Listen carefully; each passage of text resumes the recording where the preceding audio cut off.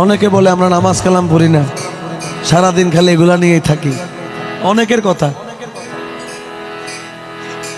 তাদেরকে উদ্দেশ্যমূলকভাবে এই কালামটা আমি উপহার দিচ্ছি, কিন্তু কালামটা একটু প্রতিটা ওয়ার্ডে ওয়ার্ডে বুঝতে হবে। যদি কোনোটা কিছু মিস্টেক করে চলে যান তাহলে কিন্তু এই কালামের কোনো মজা নেই। দেখছেন 40টার উপর মাজারের মধ্যে হামলা হয়েছে, 40টার উপর মাজার ভাঙা হয়েছে, অথচ কোরআন শরীফের আয়াত আছে যে আমি যদি আরেকজনের ঘরে ঢুকতে চাই, উনি যতক্ষণ পারমিশন, মানে ঘরের মালিক যতক্ষণ পারমিশন দিবে না অতক্ষণ ঘরে ঢোকা কি নিষেধ।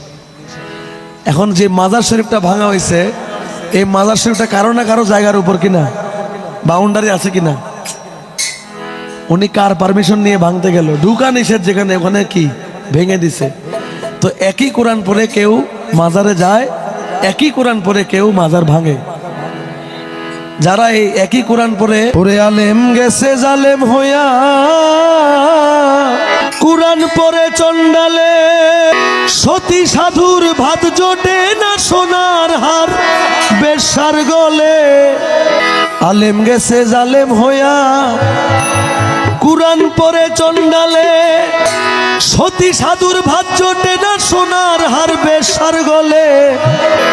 যদি তারা বুঝিত কোরআন হইতো মানুষের কল্যাণ। শুধু মসজিদ ঘরে আল্লাহ থাকে না।